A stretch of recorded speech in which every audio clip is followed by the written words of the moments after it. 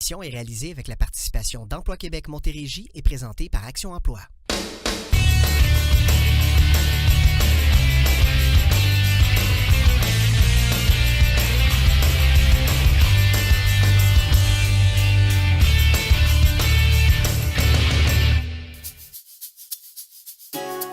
Bonjour, bienvenue à l'émission Objectif Emploi. Je me présente Richard Plouffe d'Action Emploi. Aujourd'hui, j'aimerais vous parler de l'importance de bien se préparer et de prendre le temps qu'il faut en recherche d'emploi.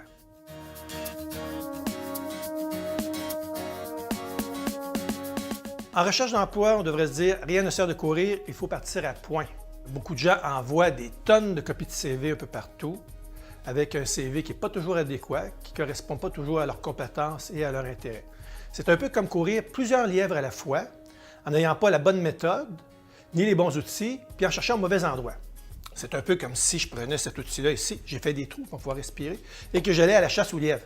Lièvre, lièvre, lièvre, lièvre, lièvre, lièvre. Je pourrais passer la journée, mais évidemment, je n'attraperai jamais lièvre avec un outil comme celui-là, ni dans mon bureau. Je n'ai pas la bonne méthode, vraiment. Mais paradoxalement, il y a des chercheurs d'emploi qui cherchent un emploi de cette façon-là.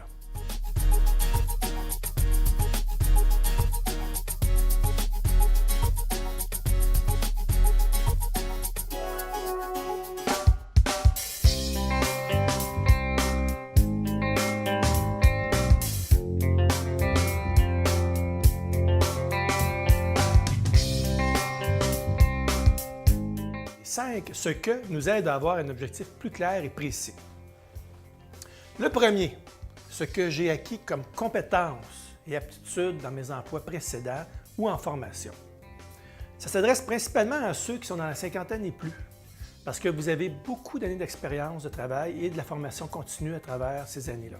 Donc, faire une liste des compétences que vous avez acquises lorsque vous étiez au travail et dans vos formations, mais une liste objective de tout ce que vous avez accompli. Ça peut être redondant peut-être d'un emploi à l'autre, mais c'est important d'ajouter toutes les tâches différentes que vous avez faites.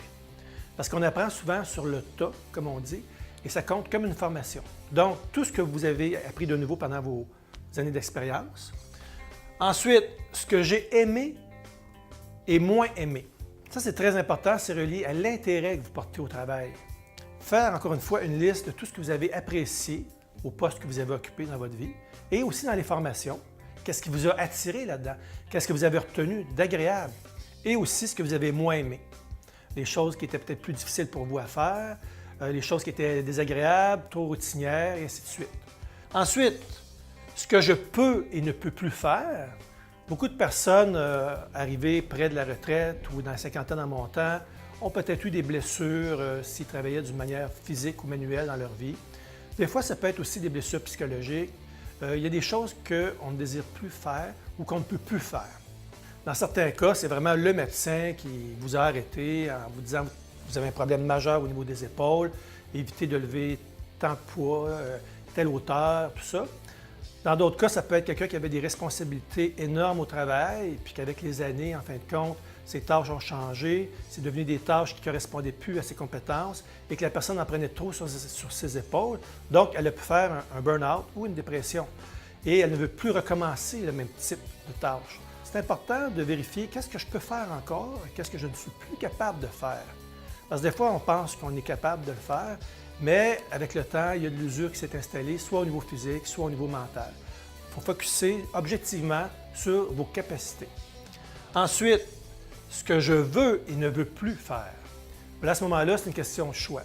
Ça se peut que la personne ne veuille plus voyager 1 heure le matin pour aller travailler, puis 1 heure le soir pour revenir à la maison, ou elle ne veut plus travailler de nuit, de soir ou de fin de semaine. Donc, les critères, les exigences que vous avez sont très importantes, en fin de compte, pour le choix de du prochain emploi.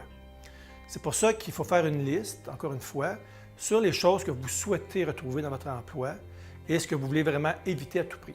Souvent, lorsqu'on rencontre les gens, ils savent plus qu'est-ce qu'ils ne veulent plus au travail.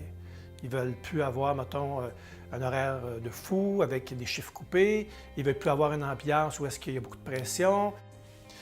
Ensuite, le cinquième, ce que sont devenus mes besoins maintenant.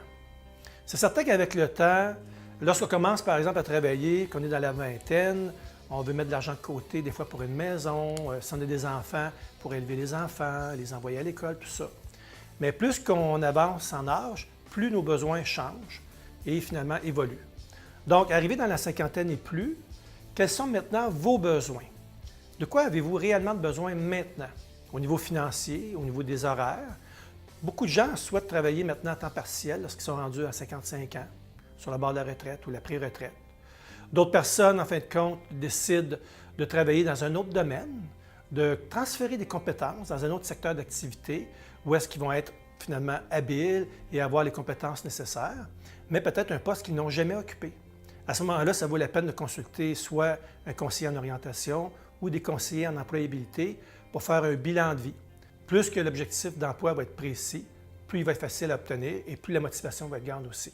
Être bien préparé et se donner du temps, ça veut dire aussi avoir de bons outils. Prendre le temps de bien faire son CV ou d'aller demander de l'aide pour bien faire son CV. Parce que c'est important que le CV soit ciblé en fonction de l'objectif. En fin de compte, une personne peut avoir plus d'un CV qui va viser différents postes. Certaines choses vont changer au début du CV, même si les emplois au niveau chronologique restent les mêmes. Parfois, vous avez occupé un poste qui était déterminé par un titre et au même endroit, vous avez fait autre chose qui impliquait de la coordination ou des achats ou de la représentation, mais qui n'a pas toujours été mentionné officiellement. Donc, si vous l'avez fait, on peut le mentionner dans le titre du poste. On peut avoir occupé différents postes au même endroit. Évidemment, c'est important d'écrire les titres de postes qui correspondent davantage, le plus précisément possible, avec les postes que vous visez, que vous souhaitez avoir, pour faire un meilleur arrimage avec l'entreprise qui vous passe en entrevue. En plus d'avoir de bons outils comme le CV et la lettre de présentation, c'est important d'être organisé en recherche d'emploi. Écrire vos recherches, à qui vous avez envoyé des CV, quelle date, et faire des suivis aussi. Par courriel ou que ce soit un CV que vous avez apporté en main propre, c'est important de maintenir un journal de bord pour faire ensuite un suivi exhaustif sur chacun des endroits que vous avez visités pour pouvoir savoir où vous en êtes avec cet employeur-là. Donc, en conclusion, c'est important de prendre le temps de se préparer avant la recherche d'emploi et pendant la recherche d'emploi, de savoir exactement où on s'en va, puis pourquoi on va à cet endroit-là. Sinon, vous risquez de perdre votre énergie et d'avoir beaucoup de refus parce que le CV ne sera pas adéquat, il ne sera pas au bon endroit, et puis ça va évidemment péter votre bulle de confiance et faire descendre l'estime de soi. Donc, on focus sur ce qu'on veut, ce qu'on est capable de faire avec toutes nos compétences, et on choisit l'endroit où on pense qu'on peut mettre à profit toutes ces ressources-là. Parce qu'à quelque part, il y a un employeur qui a besoin de vous. On n'attend pas que cet employeur mette une annonce sur Internet ou dans le journal pour aller postuler. On fait des candidatures spontanées. On choisit les entreprises où on aimerait travailler. Et le timing fait que la plupart du temps, 85 % des emplois ne sont pas affichés. On peut tomber au bon endroit, au bon moment, mais avec les bons outils et une bonne préparation. Donc, rien ne sert de courir, il faut partir à point.